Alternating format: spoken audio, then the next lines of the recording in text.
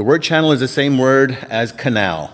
And what is a canal? It's a passageway through which water flows through. You have the English Channel, you have the Suez Canal, and what happens there? The ships pass through, drop off their goods and services and people, and then they move forward. So the channel or the canal is the opening. And as a medium or as a channeler, I channel the messages from the spirit guides, but the verb to channel, all of you channel something or many things. It's where you step out of the way and allow that energy to flow through you and land without trying to control it too much. I think Earth is full of, part of the program on Earth is we all have to let go of so much control. Would you agree? Which is too much. And surrendering control or releasing control is not the same as being out of control. And that's a very, very important thing to know when I channel spirit guides, I leave the body. It's like going to sleep. So I'm completely letting go of seeing you guys as me. And so channeling, when I'm stepping out of the body, when I'm allowing the guides to come through, who are these spirit guides? We've heard it said as guides, angels, ancestors, the universe, fate, destiny, God, whatever word you want to use, that you refer to the source. I think we're all referring to the same thing. Star Wars called it the Force. And I believe the universe even works in that way, to create art that brings these ideas forward. So tonight you get to hear the guides, you get to meet them face to face, you get to feel them. Maybe you start to feel them already when you walk in, that something's about to happen. The spirit guide's job, what is their job? It's not to give you what you want. Hey, spirit guides, I want this. And they're going to just deliver it up for you. Why? Why should they deliver it up for you? What's the reason for this? Because you asked? No. Their job is to help you connect the dots of how you are creating your reality, of how you are connecting the symbols, the signs, the moments in your life where you say, there's something more to this experience right now. Or I thought of that yesterday, or, oh, I saw this symbol, maybe I saw a bird, or, I was thinking about this thought and you just started bringing it up. Because that is empowering. So they're here to help you empower and develop your internal guidance system by also being a part of that guidance system, but not to interfere. You are being guided and not necessarily carried, and you understand your connection to self and your own ability to be yourself, discover yourself. So we'll start off with a meditation. I'll say a little blessing and invocation, and we'll do an Om together. After the Om, you can open your eyes and relax. And Red Eagle will start talking. Oh, and he is, I consider him, it's like some cross between a tribal chief and a 10,000-year-old oak tree. You'll see. And he has his very unique way of seeing things and sharing and teaching. So let's begin. As we begin, just place your hands like this, palms facing upward. Join me in spirit as I say this blessing and as you breathe peacefully. Great Spirit of love, thank you for uniting us this evening.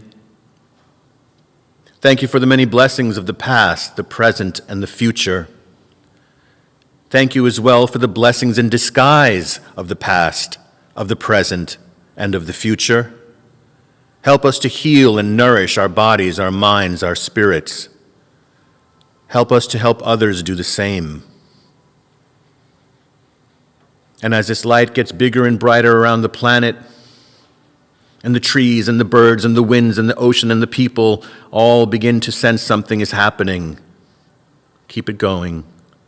We send love to our ancestors, both known or unknown, to our descendants, both born or unborn, to our spirit guides, perceived or not yet perceived,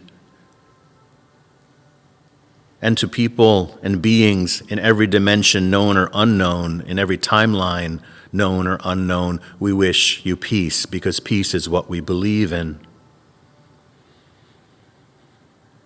So at the count of 3, I'm going to start off the Om. You can join me, match the note as best as you can. You don't have to yell it, but don't mumble it. Do this for you. Let the sound resonate through you. Your presence is valuable here, now, for you and for us. Thank you, thank you, thank you. I'll start off the Om, and after that you can open your eyes and I'll say goodbye and they will say hello. Here we go.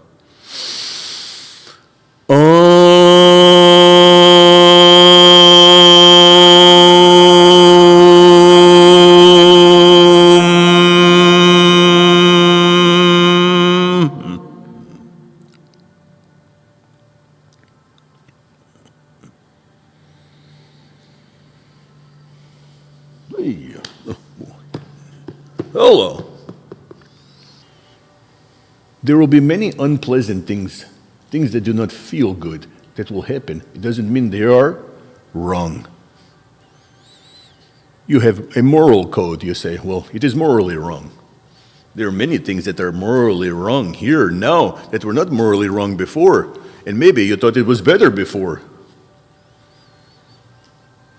These are things you create.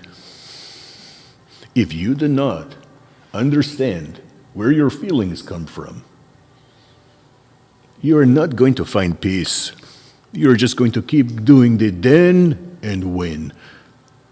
When that happens, then I will be this. When I have money, then I can be generous. When I have enough love, then I can give it out more. That how you want to live? All the time waiting? How many of those whens have happened? Notice you have a lot of waiting going on. Then you had your pandemic. Best thing ever happened to you. Best thing ever happened to the planet. It was the only time where every single human being on earth had to deal with the same thing. Never in human history has that happened. Everybody had to consider it. And if that's what it takes to bring understanding of oneness more together, oh yeah, you say, yeah, that happens and we had to come together. Not at all, you did not come together. You pick sides. But that is part of the process. Every side believed they were right, based on evidence they believed. Correct or not? That is the truth. They believe this, they have their evidence. They believe their evidence is wrong. They believe their evidence is wrong. And they will go almost to the death of whose evidence is right. So what do? You want the truth. The vibration inside of you is the only reality that exists. Because you have been very sad in the midst of a celebration. There could be a party going on. You were not celebrating. You felt bad. It was not your environment. The environment was very happy. It is also possible you were around a lot of people who were very angry and sad, but you were not. So what is your vibration? What is your self-mastery? Is it a skill? You know how to do this one thing or another thing? That is not self-mastery. Self-mastery is that you create how you feel.